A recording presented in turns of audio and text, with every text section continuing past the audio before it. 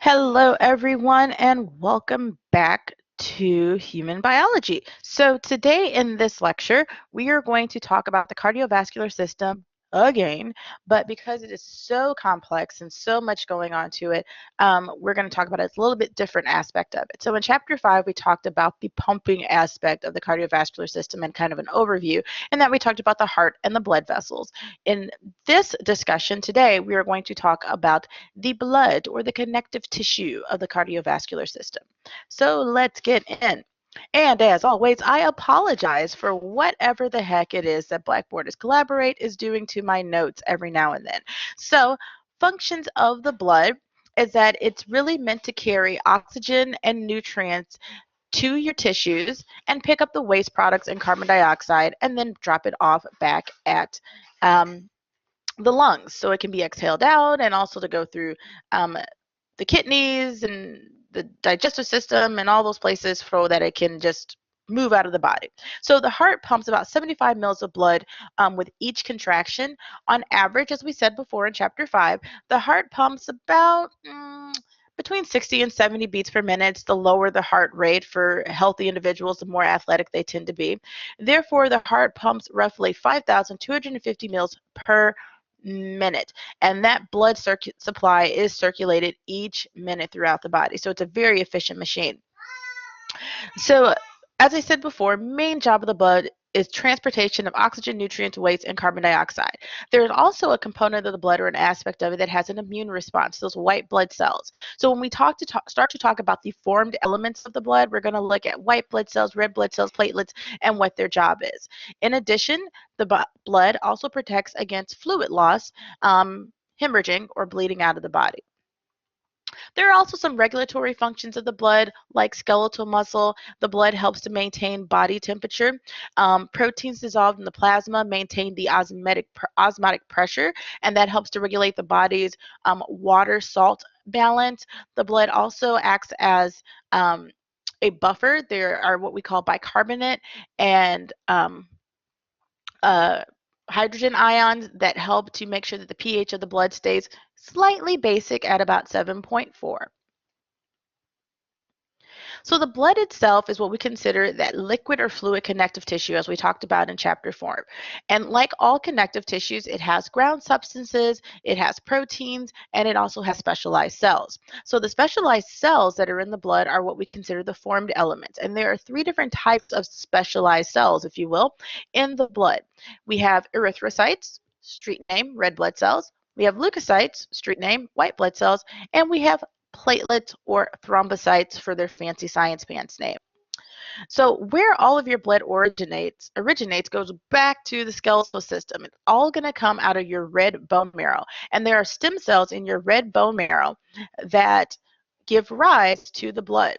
So we have these stem cells that not only give rise to one type of blood cells, like the erythrocytes or red blood cells, but you have stem cells that will give rise to lymphocytes, monocytes, neutrophils, eosinophils, and basophils. All five of these are classes of white blood cells.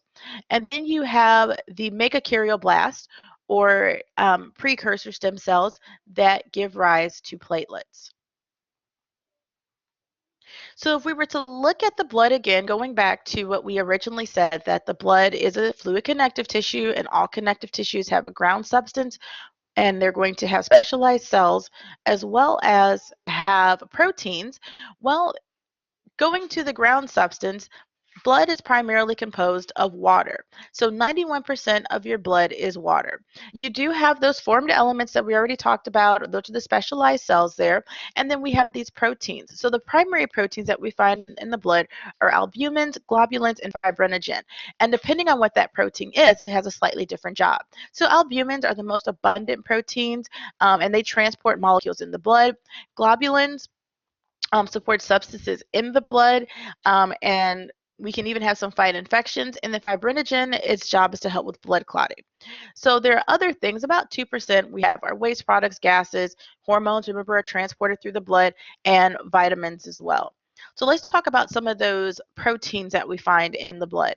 Those albumins, globulins, and fibrinogen. So albumins, remember, They are the most abundant of the plasma proteins. They help to transport molecules in the blood, molecules like hormones. They also contribute to that osmotic pressure that can keep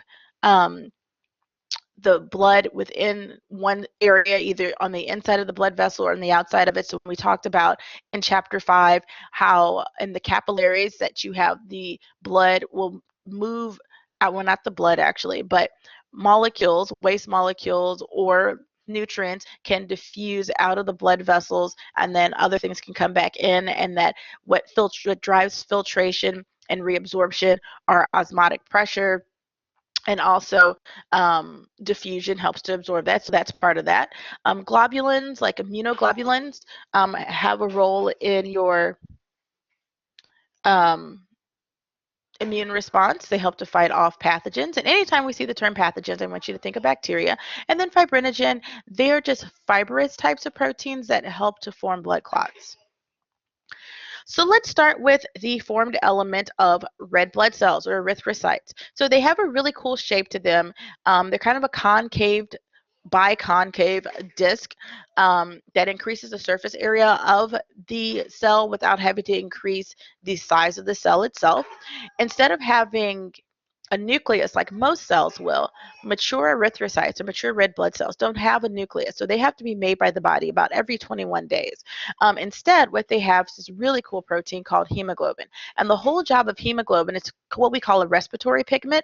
We call it a respiratory pigment because it touches gases. It has an affinity for oxygen and carbon dioxide. So the whole job of hemoglobin is to pick up oxygen and carry it within the red blood cell to where it's needed. Now, hemoglobin not only has an affinity for oxygen, it also has an affinity for carbon dioxide or anything that contains oxygen, which could be carbon monoxide as well. And carbon monoxide can be dangerous. So if your red blood cells pick up carbon monoxide instead of oxygen, you essentially will suffocate because you're not picking up the right kind of oxygen. So bound to oxygen is what we call, when oxygen is bound to hemoglobin, we call it oxyhemoglobin. When oxygen leaves hemoglobin, we call it deoxyhemoglobin. So if we were to look at a picture of this complex protein in its quaternary structure, you would see that it has 4 kind of globular proteins that make it up. So here's just a really cool picture of some red blood cells. That we look at a scanning electron microscope and then looking at the blood cells, the red blood cells in a capillary. So here we have that red blood cell and the structure of the hemoglobin. So that iron is attached right there to that heme group, and here are all of those globular proteins. And once again, we have this kind of double thing that's happening. So we understand that oxygen we receive from the environment, we breathe it in, it goes into our lungs.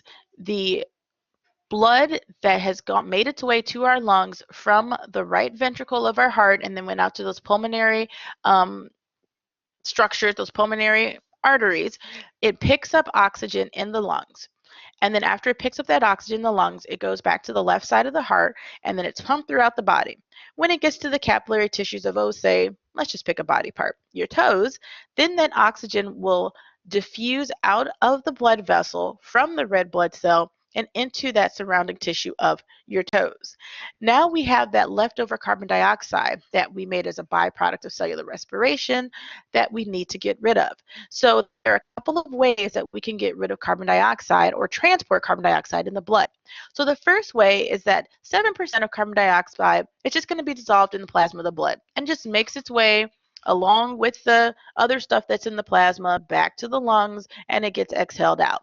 23% of it is actually going to bind to hemoglobin, because remember that oxygen that hemoglobin was holding before is now naked. It dropped it off. So about 23% is just going to bind to that hemoglobin. And now instead of it being called oxyhemoglobin or deoxygenated hemoglobin, we're going to call it carbaminohemoglobin. And then about 70 of it, a big bulk of it, is not going to just dissolve in the plasma. It's not just going to attach to hemoglobin. Instead, what it's going to do is it's going to be transported as a bicarbonate ion. What a bicarbonate ion is this fella here. So what's happened happening chemically in your blood is that carbon dioxide is going to combine with water. And then we have an enzyme that creates this enzymatic process that allows for carbonic acid to be formed. This carbonic acid then can dissociate into a hydrogen ion and a bicarbonate ion. Both this hydrogen ion and this bicarbonate ion, they can also act as buffers. So when this bicarbonate ion is just floating through the plasma, acting as a buffer, keeping the pH where it needs to be, when it gets to the lungs, the CO2 portion of it can be broken off and be exhaled out. So I know this seems like a really super complex chemistry thing, because it is, but I just want you to really understand now, just as an introduction to this, what are the ways that carbon dioxide can travel back to be exhaled out of the body? What are some ways that we can transport carbon dioxide? If you decide to go on and take anatomy and physiology, you will learn more about the enzymes and how this process takes place. But right now, I just want you to know it exists and have an understanding of what the whole purpose of bicarbonate ions are. So where are red blood cells made? You already know this. They're made in the bone marrow. Red blood cells do not have a nucleus. They actually lose their nucleus in most of their organelles to keep that really cool and really important hemoglobin molecule. So since they don't have a nucleus, there's no way for them to reproduce by themselves. So that's why your red bone marrow has to make new red bone cells from the bone marrow, from those stem cells. Red blood cells only live about 120 days. Once they get old and they get all worn out, they can be removed from the circulation by macrophages in your liver and in your spleen. Because of their nice disc shape, it allows them to squeeze through capillaries, and it also allows them to have the maximum gas diffusion.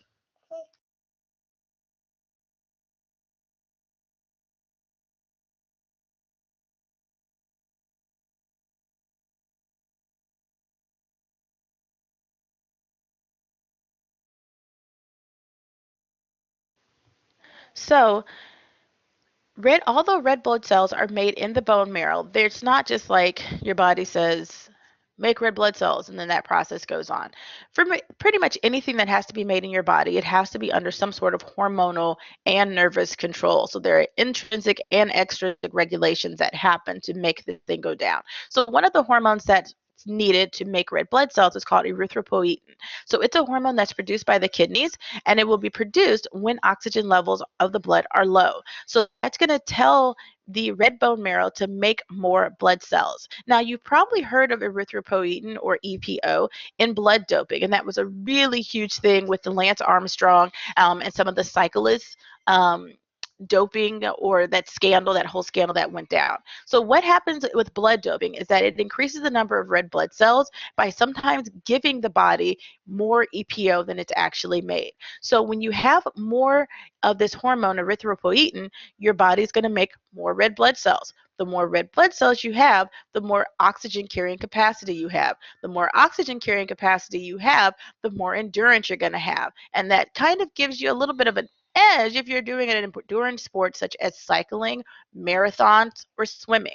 However, although erythropoietin and blood doping will increase your stamina and athletic performance, keep in mind that you're getting more of these very viscous red blood cells. You're increasing these formed cells, these formed elements in your blood. So that can cause the blood to become too thick and can actually cause heart failure, because the red blood cells are so many of them, so numerous, may actually get stuck in those little teeny tiny blood vessels that supply or nourish the heart. So this is just a picture that's showing how the kidneys respond to a decrease in blood oxygen concentrations, and how it triggers the stem cells to make more red blood cells with the production of the hormone erythropoietin, or EPO. So one disorder that I want to talk about, we talk about a couple of them of the blood cells, is jaundice. And we routinely see jaundice primarily with people who have kidney failure, or people who have not kidney failure, people who have liver failure, and people that have brand new livers. So people that have either diseases or done damage to their liver with years of alcohol and drug abuse, or people that just might have congenital liver issues. Or newborns. A lot of newborns are born with a little bit of touch of jaundice. And what jaundice is, it's just an accumulation of that heme in the blood, and the liver can't actually excrete it. So as a result, the skin and the whites of the eyes kind of turn this yellowish color. For people that have a liver that's no longer functioning properly as it should be, there are certain things that we can do to try to correct that. But for newborns, we kind of just put them under UV light, with those bilirubin lights, those blue lights, or we can send them home with a billy blanket, and they usually kind of grow out of it, if you will. And the UV lights help to break down that bilirubin, or helps to break down that part of that heme group. Anemia is another disorder of red blood cells. It's where you don't have enough red blood cells, or you don't have enough hemoglobin. So there are a couple of different types of anemia. You can have iron deficiency anemia, which is the most common type, and usually taking a supplement of iron can help build that up. Precocious anemia, which means you don't have enough vitamin B12, which is needed to make red blood cells. People that have had gastric bypass routinely will have precocious anemia because their stomach, vitamin B12 gets absorbed through your stomach, and their stomach dimension is significantly smaller, so they have to take shots or get shots or supplements of vitamin B12 because their body's not absorbing it from their diet really well. And folic acid deficiency anemia, it's where your body requires also, along with vitamin B12 and erythropoietin, your body needs folic acid to make red blood cells. And if you're not getting enough of that folic acid, then it can result in a reduction in the number of red blood cells that you have. Then there's hemolytic anemia, where there is too much hemolysis, or the red blood cells are breaking down or rupturing in circulation faster than they need to. And then probably one of the most well-researched blood disease would be sickle cell disease. And that's a genetic disorder where the red blood cells become more sickle-shaped and not that disc-shaped, so they're prone to rupture. And that happens because the hemoglobin structure is actually just a couple of amino acids off, so it's not formed properly. So on to the other type of formed element in the blood, we have white blood cells, or leukocytes. So white blood cells, unlike red blood cells, are much larger, and they have a nucleus.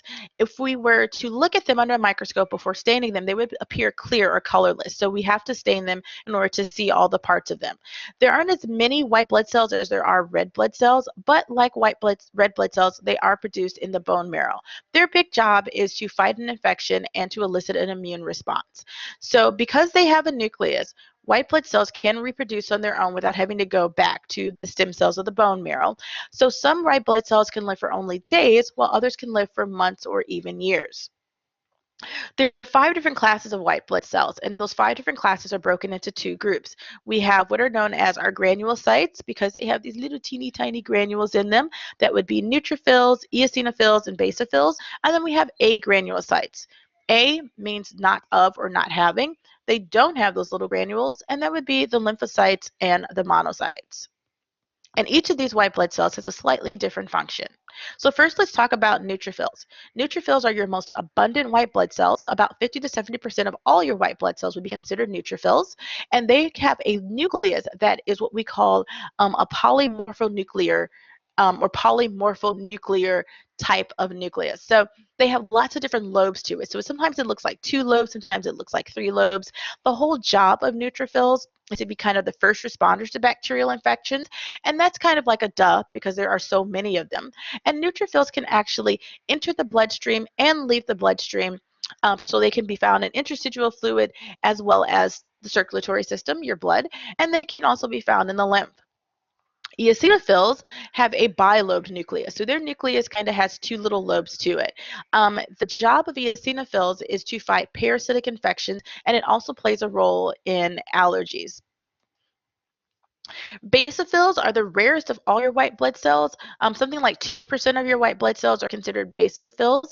They have more of a lobe, not really a U-shaped nucleus, I would say. It kind of looks like smashed grapes because there's got lots of little bubbles in there. We can find basophils in connective tissues, and when they're in connective tissues, other connective tissues, we call them mast cells. They release histamine as part of those granules because these are granulocytes. They produce histamines during allergic reactions, and what that histamine does is it dilates the blood vessels. But constricts the breathing pathways to kind of keep those things that are trying to get inside your body from getting in there. So that's the constriction of your breathing pathways. And then it opens up your blood vessels in order to get more of the molecules to help fight this allergic reaction to that area. Lymphocytes is our first class of agranulocytes. There are only two types of agranulocytes, lymphocytes and monocytes. About 25 to 35% of all white blood cells are lymphocytes, and we can take those lymphocytes and break them down into two categories. They can be B cells, which elicit an antibody-mediated response. B cells make antibodies that help to fight infections. And then we have T cells that will elicit a cellular-mediated response, which means that the cells themselves will actually destroy or attack the pathogens. Monocytes of all your white blood cells are going to be the biggest ones when we look at them under a microscope. When they go into other tissues, we call them macrophages. They are very good phagocytotic cells, and not only can they phagocytize pathogens or things that would make you sick, they can also phagocytize old cells and even cellular debris. So some disorders involving white blood cells. First one would be severe combined immunodeficiency disease, and it's an inherited disease where the lymphocytes just don't develop at all. When the lymphocytes don't develop, then you don't have T cells, you don't have B cells on there, and that's kind of a problem because we're not making enough of the adequate antibodies that our body needs to make. Leukemia is a group of cancers in which the white blood cells completely proliferate without any control, which means that they are going to be much more numerous, and not only are they more numerous, but they are not actually doing the job they need to do quite as efficiently. Like with all cancers, cancerous cells have a tendency to totally go rogue and do whatever it is that they want to do. So with leukemias, they're doing the same thing. Although we have lots of these white blood cells, they're not functioning well. Infectious mononucleosis is probably the most popular of disorders with the white blood cells, and I guarantee you that at least one of you listening to this lecture right now has probably had or heard of somebody who's had mono or infectious mononucleosis. The Epstein-Barr virus infects your lymphocytes, and that results in that fatigue, sore throat, swollen lymph nodes, and it just takes a long time to recover from mono. I had mono my senior year in high school, and I missed the entire month of April. Platelets are our final formed element of the blood, and their whole job is to perform blood clotting or coagulation. Not only do platelets perform they're not the only thing that perform blood clotting, they're just one of the players because we have to have the plasma proteins, prothrombin and fibrinogen. They're also involved in blood clotting. And to help cascade this event, not only do we need vitamin K, but this is like another job of calcium. So blood clotting, as you already know, is a super important process. We did not have blood clotting, then your plasma and form elements would leak out of the blood vessels and we'd always be hemorrhaging. We have all sorts of injuries that happen to our bodies that we don't bleed out from because we have this blood clotting. There are 13 different clotting factors that we are involved in this process. Calcium ions, as I said before, are vitally important. So far we've talked about three major roles of calcium, right? So we talked about calcium being deposited in the bone and giving kind of the hardiness of the bone.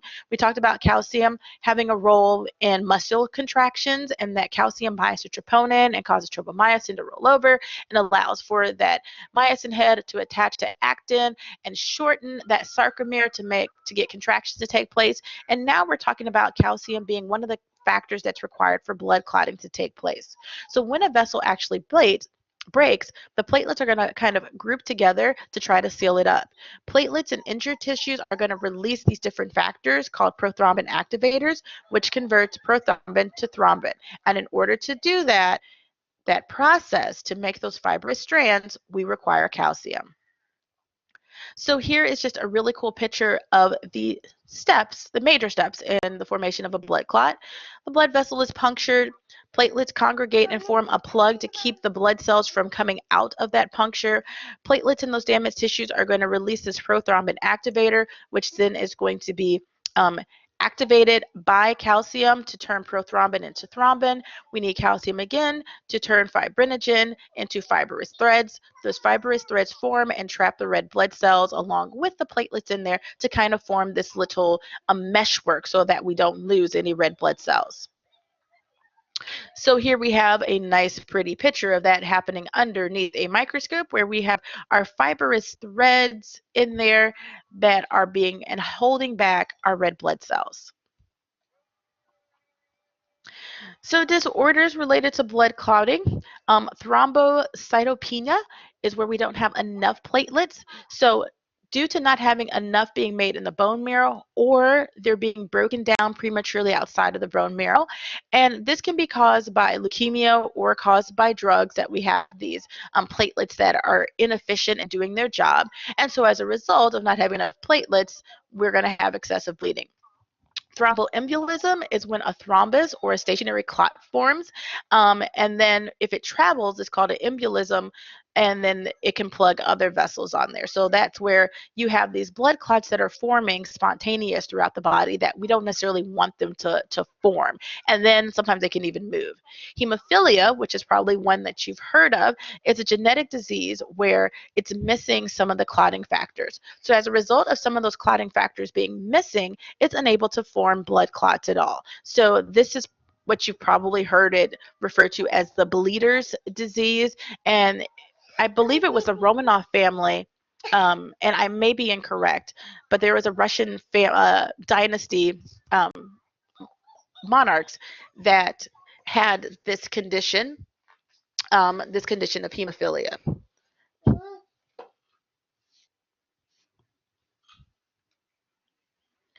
So now on to how do we type blood? So now that we talked about the job of the blood, the types of things that we find in the blood, the function of the types of things that we find in the blood, even some disorders that we can have with the blood. Well, what about blood type? What are blood types are there, and how are they determined? So blood types are determined by what kinds of proteins are on the surface of those red blood cells. If you have a blood transfer or a blood transfusion and you don't get the appropriate types of red blood cells or appropriate type blood type, then it can cause this clotting to happen in your body, and that agglutination or clotting of those red blood cells can actually be fatal for you. So there are 4 different blood types. We have type A blood, type B blood, type AB blood, and type O blood. For each of those blood types, on the surface of the red blood cell is what we call the antigen. That says, hey, I'm this type of blood. So type A blood will have a type A antigen. Type B blood will have a type B antigen. And type O blood doesn't have any antigen at all.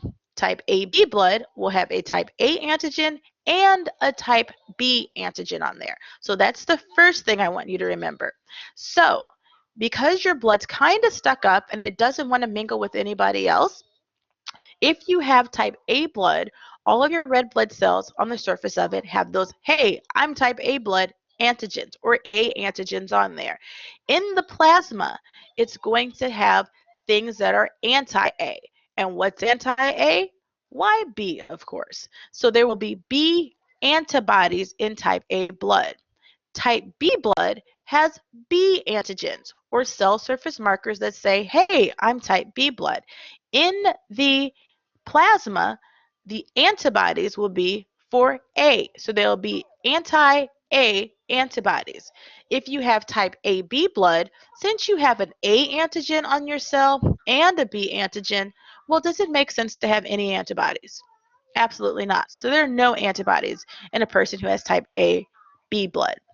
If you have type O blood, your red blood cells are naked. They don't have any antigens on them at all. So since you don't have A antigens or B antigens, what do you think you need to protect yourself from? A and B. So type O blood has type A and B antibodies. So here is a pretty picture of that. If you have type AB blood, so you notice that you have your A antigens and your B antigens, and there aren't going to be any antibodies in the plasma.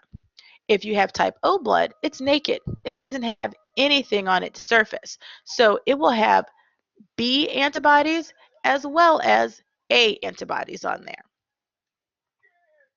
So during a blood transfusion, if antibodies in the recipient's plasma bind to antigens on the surface of the donated red blood cells, agglutination or clotting can happen. Therefore, type A blood can't get type B blood or even AB blood because the anti-B will attach to the B side of the AB blood. Type B blood can't get type A blood or type AB blood because the anti-A antibodies in type B blood will attach to the A antigens on the type AB blood. So type A blood and type E blood, there is no E, type A blood and type B blood can only receive type O blood because there are no antigens on their surface. So that's why we call O the universal donor. Now, type AB blood has no antibodies, so it can take blood from everyone because it doesn't have any antibodies that will attack any other blood. So as a result, we call type AB blood the universal recipient. To be sure, perform a cross match, which means mixing a small amount of blood to test for agglutination. So here we have a person with type A blood and they have B antibodies. If they receive type A blood, there's no binding there. If we have type A blood and we get type B blood on there, then we'll have attachment or agglutination. So the antigens and the antibodies are not the only thing that's important in blood typing. We also have that positive and negative sort of thing. So if you're AB positive or A negative or A positive, the Rh factor is what we're talking about, or the rhesus factor. If it's present on the surface of the blood, we say that you're positive for it. So if you have type A positive blood, if you're A positive, then that means that you have an A antigen on the surface of your red blood cell, as well as having this special type of rhesus factor. If you just have an A antigen on the surface of your red blood cell, then you don't have that additional rhesus factor. Unlike anti-A and anti-B antibodies, anti-Rh antibodies only develop in a person after they've been exposed to the factor. So then that brings us to the hemolytic disease of the newborn. So when a woman gives birth to a child, and if she has a positive blood type, then what can happen is that, and that baby has, or if she has a negative blood type and the baby has a positive blood type, what can happen is that she will actually, her body will start to make antibodies against the baby's blood because there is some mixing of the fetal and the maternal blood that happens across the placenta. So her body will start to make antibodies. Now, the first time, not enough antibodies are usually made.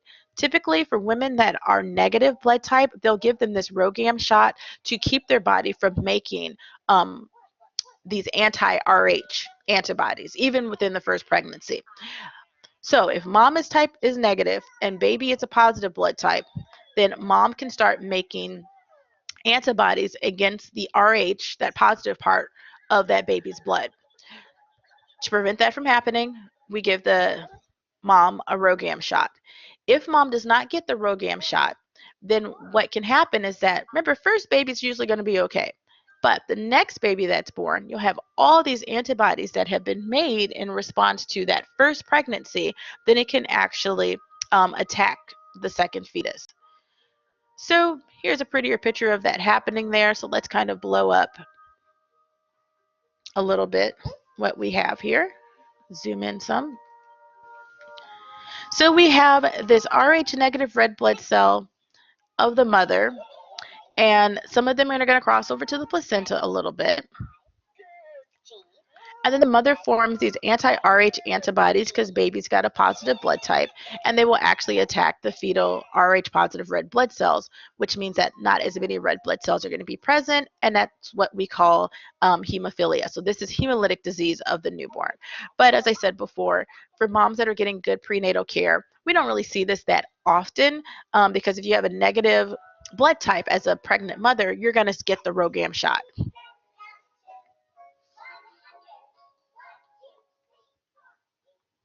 So as I said before, with all of these organ systems, they all are going to work in tandem to one another. So the cardiovascular system works in conjunction with all of the 11 other organ systems in order for its job to be performed efficiently.